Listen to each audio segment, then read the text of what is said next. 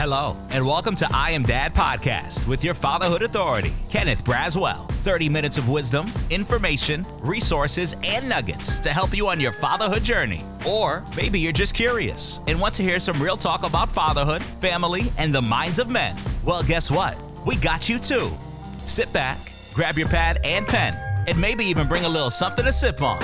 Enjoy 30 straight minutes of fatherhood, family, and fun with the Fatherhood Authority, Kenneth Braswell. Welcome to I Am Dad Podcast. I'm your host, Kenneth Braswell, CEO of Fathers Incorporated, doing this thing as we do every Sunday morning, bringing you the best of my friends, the best of my peeps, the best of my folks. I've had such a pleasure just re-engaging with people that I've been involved with over the course of my career and over my life, talking about this thing we call fatherhood, and more importantly, this thing that we embrace called brotherhood. And my guest today is no exception in that space. I told him when he got on, I don't even want to talk to you, bro, because if I start talking, we're going to lose great content. So let me just jump into this thing. Let me introduce to you Derrex Brady. He is one of the stars of the critically acclaimed Bounce TV series, Johnson's.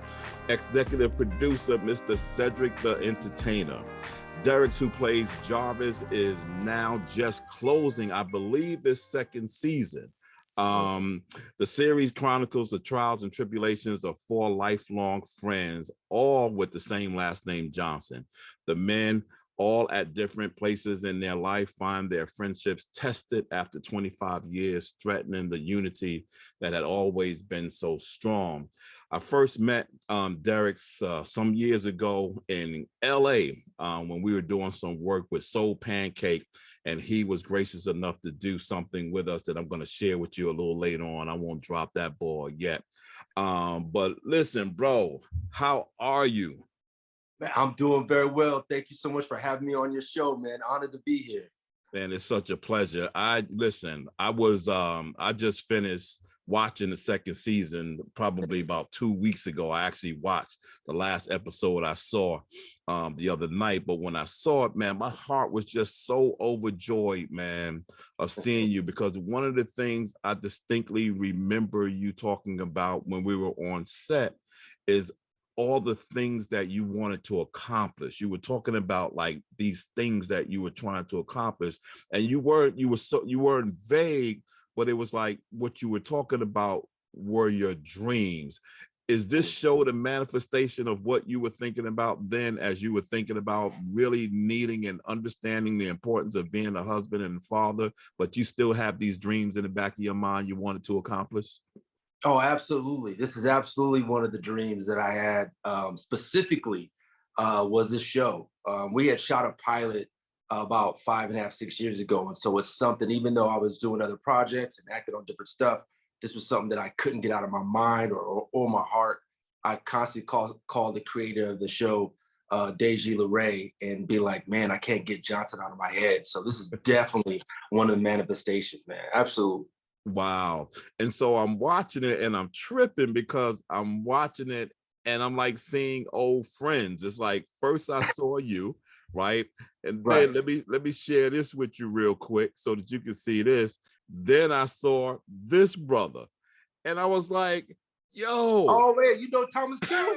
I was like, I know this cat. I kept looking at him. I must have watched 2 or 3 shows before it hit me that, yo, that's Thomas from the Jets. I was like, I met him like way back when doing an event in Washington, D.C.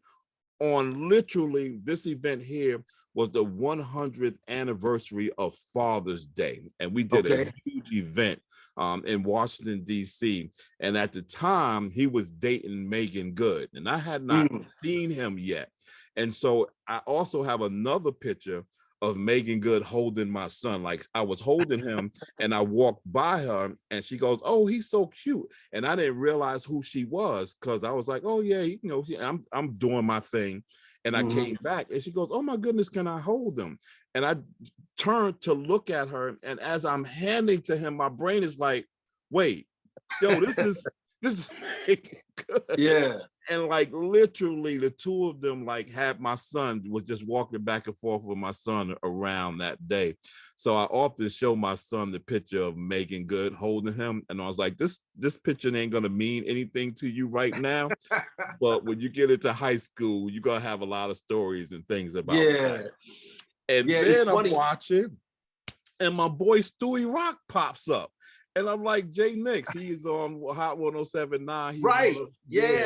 He's one of our ambassadors for our program, and we do an interview every week on the station talking about fatherhood and brotherhood. And I'm like, man, that's such. And so I was like, I gotta reach out to Derrex and talk to him about this show and this whole notion of brotherhood. Man, talk to me a little bit, because I read something where you talked about how the cohesion of what the show is trying to convey as it relates to fatherhood has actually manifested in the life of you and your co-stars. Talk a little bit about that. Yeah, well, first of all, it's funny about Thomas Q. Jones. I mean, that's my brother, but you know, he's one of the showrunners. He and Deji LeRae are the showrunners of our show. You know, but just in terms of brotherhood and what is manifested on the show is like, you know, the reason I was even excited about the show and I was excited to and honored to be asked to do it is that, you know, a lot of times in media, we see certain stereotypes and there's been great projects before us that we've seen that have been thrilling, engaging, great, creative, you know, writing. But we, you know, Deji, who created the show, was like, man, we need a balance. And he and Thomas Q. Jones, who really went around Hollywood to sell this show, they wanted a balance. And that's what made me want to be a part of it. You know, a lot of times when I look at my cousins or my uncles, or I look to my friends from the left or right, I don't see what I always see on TV or in the media. I see you know, men that are engaged fathers, you know, at the baseball game, at the park with their son, at the recital with their daughter. I see tech savvy brothers. I see entrepreneurs, teachers. And so a lot of times we don't see that. And so I feel like our show, Johnson, that's what it does. It brings a balance. You know, the everyday Black man that is trying to build something that goes way beyond himself, that wants a family, that wants to build a legacy, is what we're doing on Johnson. And so I think that manifestation is really you know, from the dreams of many Black men, and just our audience, because when they watch the show, they're like, man, we haven't seen a show like this on TV. I haven't seen a show where I can relate and see myself, because out of the 4 characters we are, there's no way that someone's going to watch the show and not be able to relate to them. So yeah, that's something that's really special in brotherhood, on throughout being fathers and wanting a family and wanting to build. You know, and then one of the other beauties about it is, like, you know, me and my wife kind of binge different shows, and we're watching another show now, which is kind of so out of our character, but for some odd reason we're like all in it. The two of us are like watching like she loves her kinds of shows and I like my kinds of shows, but every once in a while we'll come together to like watch something new, and just so that we can have our own bonding time. And so we're watching All the Queen's Men. I don't know if you've seen All the Queen's Men, but it's on the other side of the Johnsons. It's a whole nother thing. But as I watch your character on the show, Jarvis, you know, one of the things that intrigues me, and I'm sure that you guys are very intentional about this. I interviewed Malik Yoba a couple of weeks ago, and our subject matter was Black men in film. That's what we were talking about. And he was talking about how his character JC resonated with the public, particularly his fatherhood and his relationship with the mother of his child on the show. That wasn't something that they intended to jump on, but it came out to be a big thing that people pay attention to. And one of the things that had jumped out to me in the Johnsons is not so much the brotherhood between the 4 of you, but these relationship things that you're going through, and the reality of you struggling in an intermarriage, interracial marriage, and struggling with that, and Omar struggling with his marriage, and Keith struggling with relationship, and Greg struggling with relationship. Man, that was, to me, such an important piece to add to this conversation, because we don't typically talk about relationships. How important is that to you, to all of you? Man, it's really important to all of us, because I mean, for the majority, everybody's dealing with relationships. And so I think a lot of times it could be depicted as if, those things aren't important to Black men, or we're just kind of just floating through life and just one after another. But, the men on here, they value their relationships, and mistakes happen, right? Mm-hmm. But it's like, we're willing to invest in our relationships, and that's what's on the show. It's different with Jarvis being in an interracial relationship with Lisa Johnson, who's played by Jessica Lusa. Mm-hmm. That's a different thing. We don't really see that on TV much. And what's interesting is, a lot of times we know that a lot of Black women are really for the Black man, but that maybe dislike for that, or not having a certain feeling about that. We know that. But what's interesting on Johnson is that we're seeing within the circle that's creating conflict. Yes. Greg Johnson has a problem with Jarvis Johnson not having a Black queen and being in this relationship. And he feels like, man, out of all the Black women, you're going to choose this. And so I really loved that dynamic season one, because it gave us an opportunity for both sides to be able to convey what our feelings and emotions that went into that. Jarvis had to let him know, I didn't marry her because she wasn't Black. I married her because I fell in love with her. Jarvis went to Yale. He's a fish out of water, and he's trying to learn and adapt. And out of all these people in this village, there's this one woman that he finds this common theme with. And so that is what played a role in them falling in love. But what we also see going into season two is what happens after that whole police brutality situation Jarvis had to endure. What is it like when two people come together, find some commonalities, but now life is kind of bringing up how cultures are different, and how do they work through that?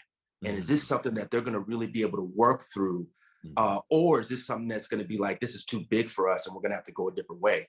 So I love that although our show has some funny moments, we're tackling these dynamics and different topics that we don't always see. And it's important. It's important.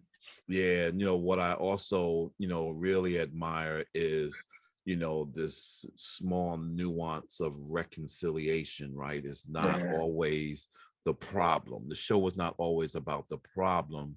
Right. The real jewel in it is watching the process of going through that problem, coming out on the other side and reconciling that problem to get to what's at the core, which is friendship, brotherhood, and love, those kinds of things. So I love, that there was, this moment, between your character and between, Greg, where he began to, where it was this, I can't remember the exact moment, but it was almost like a light bulb came on for him and he saw you differently, right? And he was like, whoa, like, and I said, that's a nuance. Only brothers know that. I was like if a woman was writing that show, like we would have missed that. But because you guys are so intimately involved, like you catch and you portray those little nuances.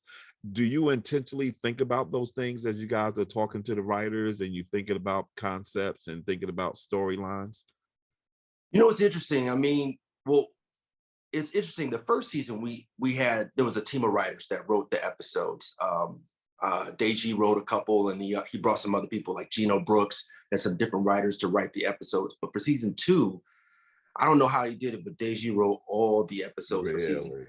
Wow. Yeah. And it's interesting. It really goes off of just personal experience. It goes off of his imagination and what he and Thomas kind of talk through what the through line is and the arc of the season for all the characters. But we do have discussions, and they're really great about talking to Philip and I. And when we get scripts, it's collaborative to where we're able to voice our thoughts. At the end of the day, they have, as showrunners, which way the show is going to go, but we definitely have the accessibility to speak on things and to voice our thoughts. And that's one of the things that I really love. It's interesting you say that, because with a man writing from this POV this season, is that a lot of times it seems like brothers might get into it and then they just go a different way. But it's like, now if it's worth it, it can take a little time on the process, but we'll find a way to fight through because this means something. I always say, like, it's hills and valleys, right? If you have a relationship that has no valleys, it's only hills, then that's not family. Like family, you're gonna go through some stuff. Absolutely. And so I love on the show that Jarvis and Greg were able to take their time and kind of figure it out. Like, look, this means so much to me that it's a process, but we're gonna find our way. Just as much as with Omar and Keith, with him talking to the girl that he was in love with, but she wasn't really feeling him. Right. And they had to work through to resolve that, which took some time. And so I just love that that's on the show, because sometimes you like you said, you miss those moments. You don't really see that. And they either go away or they kind of exist in the same circle, but they never really find their way back. And but a lot of times, sometimes that happens, but a lot of times there is a resolve, there is a reconciliation, and we're able to find our way back. Yeah, no, that particular moment, the other thing that I loved about, as you kind of walk through this kind of process to reconciliation, is that you guys never separated. It was never like, okay, I'm mad at him, we ain't down no more, we're not hanging out anymore. It was kind of like, even in I think it was a bar somewhere, it was the four of you sitting there, and even though they were mad at each other, you were still there. It was kind of like, yeah, I'm hot like fire with you, but to your point, I'm going to be here because this friendship is what matters. It matters more than this issue we're going through. You know what it reminded me of? That those couple of scenes reminds me of the scene in Boomerang, when Eddie Murphy and Martin Lawrence was cooking in the house, and Eddie Murphy was in the house, and he called David Allen Greer to come over, and David comes in, and like there was this like tension, but John Witherspoon came in and kind of lightened up the tension because of his like jokes in there. And then when they went up to the roof, Martin Lawrence was like, yo, I need you guys to get together. Y'all need to. And so when he came back up, they was there, and they hugged each other on the roof. That's what those said. Every time I see that scene, like my heart melts, because that's like brotherhood. Yeah, that's real brotherhood, man. That's real brotherhood. And it's funny because that happened in season 1, where all four of the guys were at the bar, and Jarvis and Greg weren't really talking. In fact, they were in between us. It was like Omar, Greg, Keith, and myself, and we were there for the cause, but it was like he and I didn't really have much to say. In fact, I think he said something, and he wished he had been invited to my house when I had a hockey night. Right. I just took a sip of my drink. I mean, we really was not feeling each other, but the love was still in there. Like, man, we gonna be around until we figure this out. Right. Yeah. Man, this is to your point, it's refreshing. To see is refreshing. I'm sure the third season is going to be off the charts. There's some themes and some storylines I see coming up. My wife actually was watching with me on the episode, and I can't remember how the conversation came up. I think it was the young lady that Philip was Philip was posing. That girl was posing to you guys. Were your friendships, did you value one friendship more over another?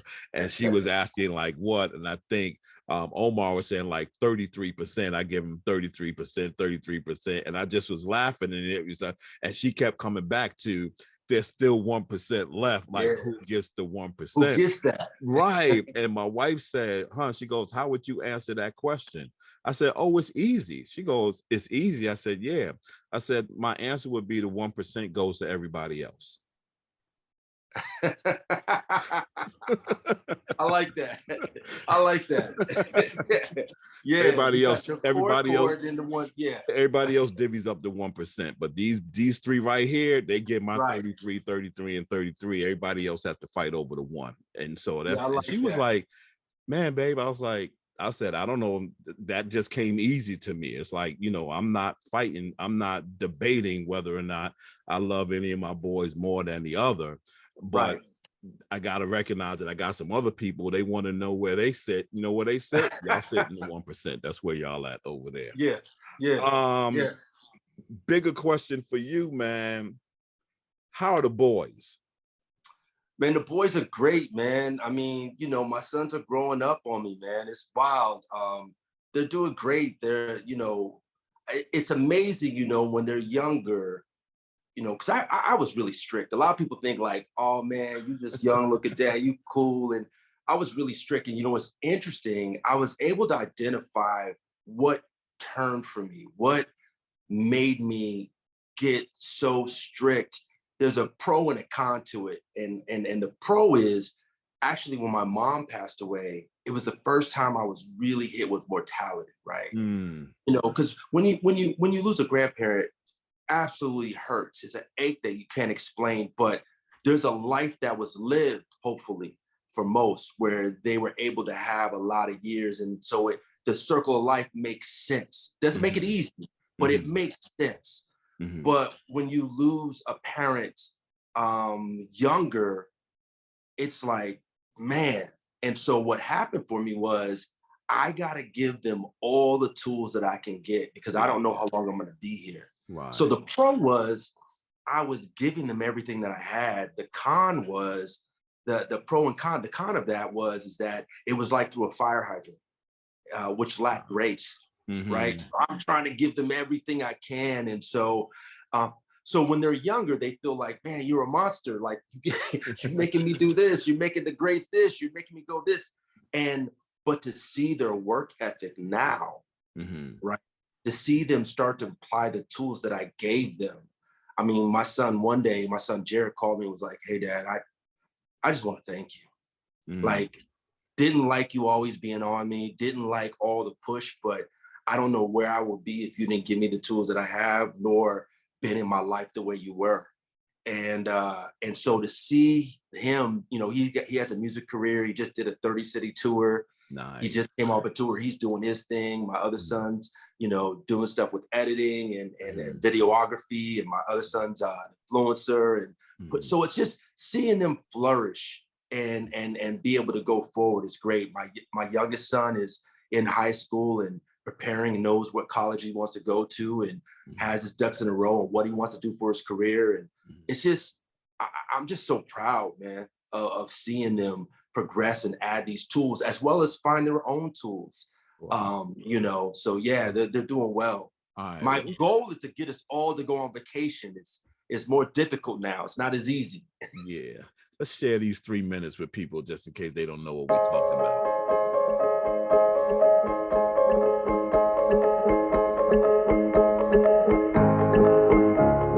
My name is Derrex. I have 4 boys. My sons will tell you, I'm always like, clean up, do your chores, get it clean. You know, you're investing, you're talking, you're teaching, you're training. As a dad, sometimes you can forget you're just training. You're planting the seed now and you're gonna see it 8 years later. I wanna make sure that I'm the father to them that I never had. So I was pretty serious about being a dad. It's interesting, fear drove me in the beginning. So I was overly on everything. No candy, only drink water. You're gonna have those challenging moments, those accountability moments. You know, I'm raising babies to boys to men. Early on, showing them what support looks like, feels like. Things go not so great, helping you recover quickly. If you could now say something to yourself back then, what would you say? Even though it may not seem like it, they hear you. A lot of times they'll act like they don't even know I'm there. Julian, he's a senior, and I went to his football game, and I was trying to get there right before halftime so we could walk out. It was senior night, and I missed it. The traffic hit, and I couldn't get there. And later we talked to him, and I apologized. He was like, it's okay. He's like, yeah. He's like, I kept looking up, but I didn't know where you were. I didn't see you. And just that let me know, even though they don't say thanks for coming or, you know, I'm glad you're there, they're not gonna ever say that. But you know, hearing that lets me know, like, man, things are off if I'm not there.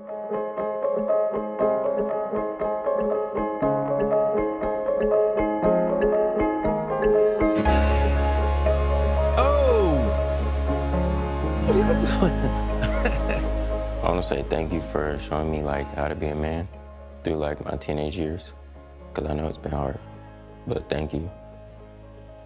Thank you for supporting me at my football games and throughout my life. It means a lot. I'd like to thank you for bringing me into this world as your son. As I was getting older, you're building me into a man. I'd like to thank you for that. You guys are becoming good men. Yeah, you're more than welcome. Man. Do you hear that a lot? No.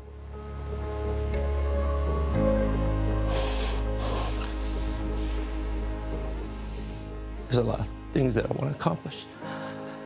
A lot of things that I want to do, but I've always known that my biggest contribution to this world would be you.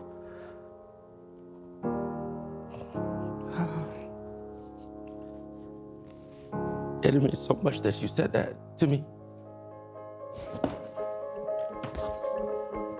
Say that.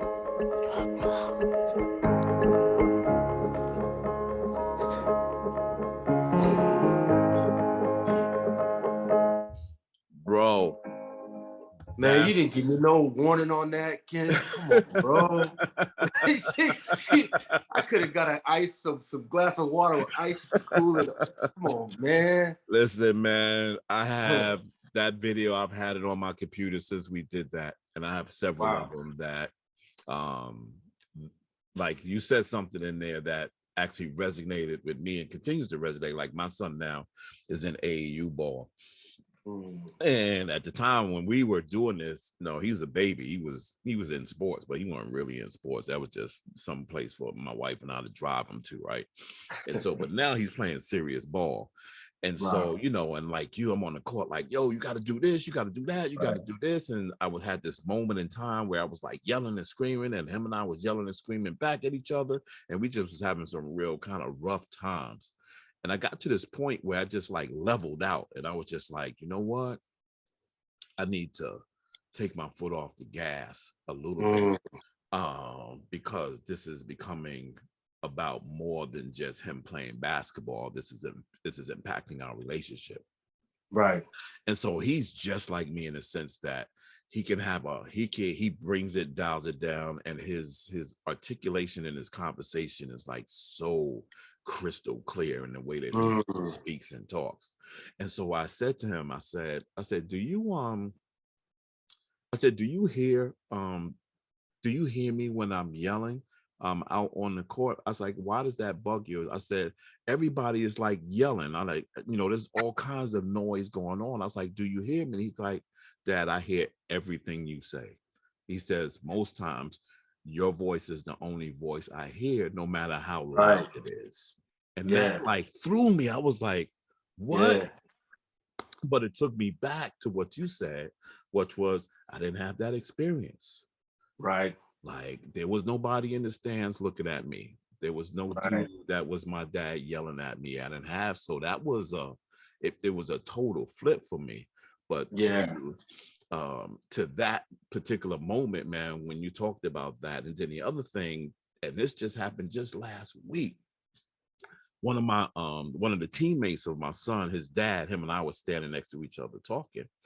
And he said, we were talking about our boys playing. He said, man, last week, he said, I came in because the way that this particular gym is, you come in upstairs and the gym is downstairs. And so the boys, you literally got to like look up when you come in the door. You have to walk downstairs to go to the bleachers.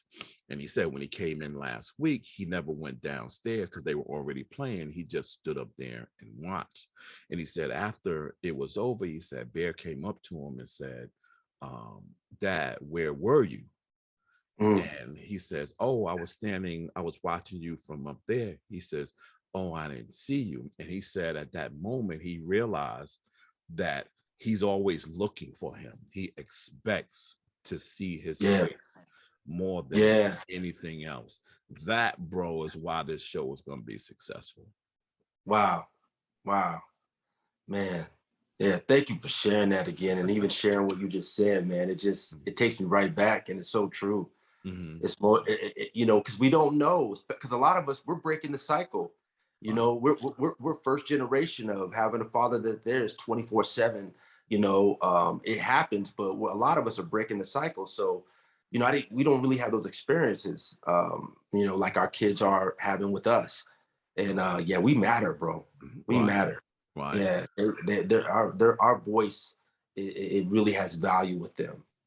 So yeah. Absolutely. So next level on your show is, that's what I'm waiting for that piece to break through, right? Because right now y'all on the brotherhood piece, y'all on the relationship piece. But when those kids start to get a little older, you know, we'll start when y'all in your 6th and 7th and 8th season, you know, and little Rudy don't look like little Rudy no more. Or she Right.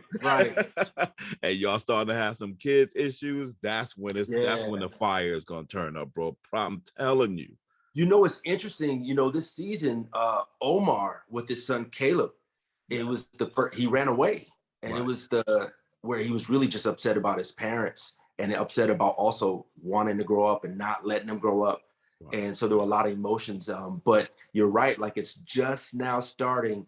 Come next season, prayerfully, God blesses it, we get another season. You know, more of us are going to have kids, more of us are going to be dealing with some of these issues. And so you're right, man. It's good. That's going to be that's going to be another level, another element. Yeah, that's gonna be the next fire. What's next for you, man? What's up? I know you're getting phone calls. I know people trying to pull you in on Blade 4 and you know Rambo 3 and you know Friday the 4th, those kinds of things. What's up for you? Hey, man, from your mouth to God's ears, bro. From your mouth to God's ears. It's interesting. I'm up for a couple things. I'm waiting to find out what's official. We'll see. There's some things that have been happening, and so I'm really excited.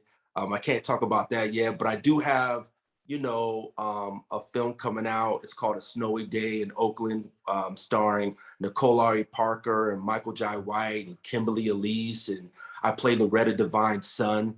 So I'm excited about that. It's a comedy. Dion Cole, a lot of great talent is in it, and then I also have this film called First that it's really special. It's a lot of times.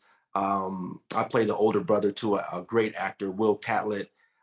Jamila Yarbrough is directed and starring in it, and I'm excited about that film. It really depicts, you know, 30-something kids getting older, going away from college, coming back to their hometown and realizing they had a lot of their firsts with each other. And are they going to rekindle that relationship, and where's that going to go? I play an older brother to Will Catlett. But I'm also just really taking in the love we've been getting for Johnson, man. I'm excited to hear officially, you know, prayerfully that'll be coming soon, and we'll see, you know, fingers crossed, prayers up that we got a official season 3, and then we'll go from there, man. But you know, every season I'm really excited about adding another dimension to Jarvis.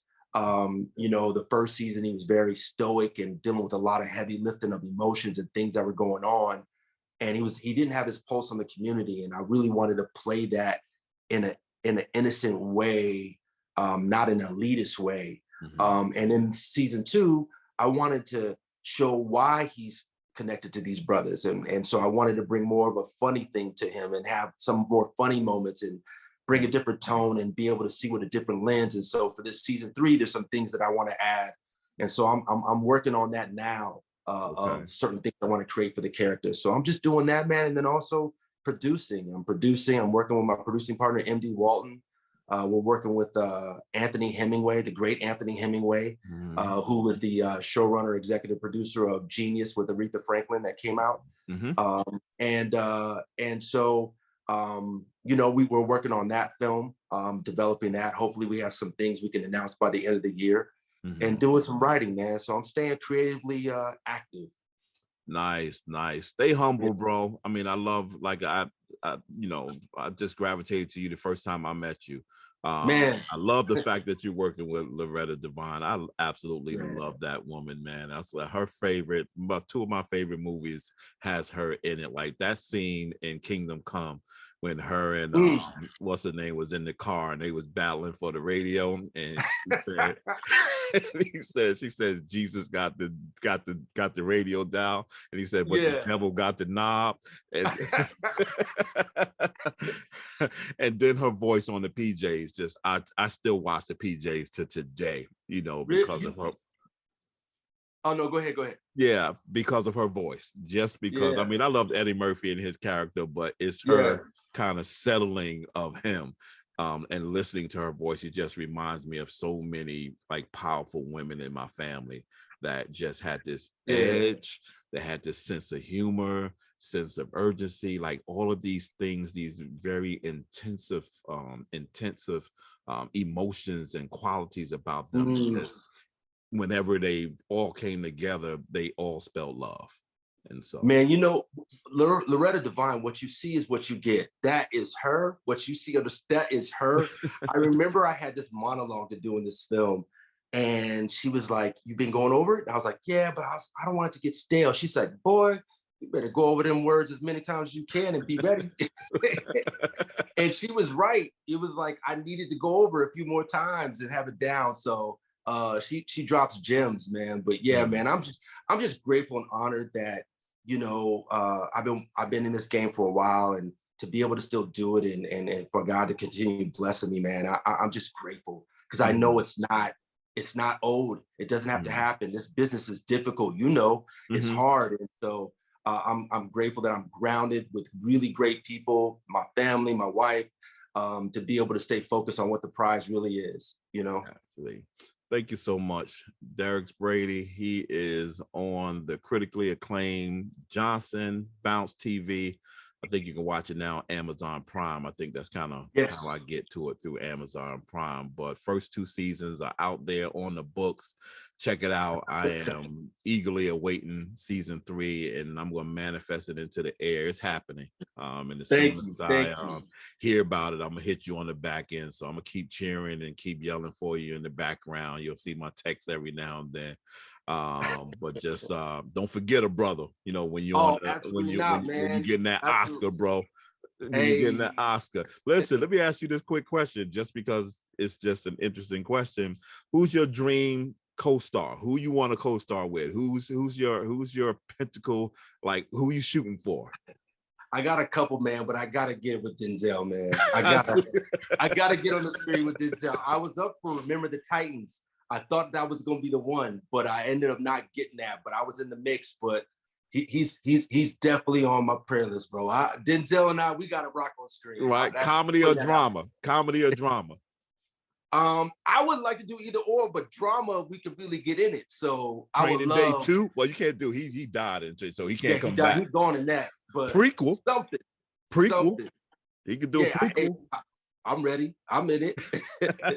Yeah, I would love to work with Denzel, man. There's a lot of actors, but that's the one. Yeah, that's the holy grail. Absolutely. Yeah. All right, man.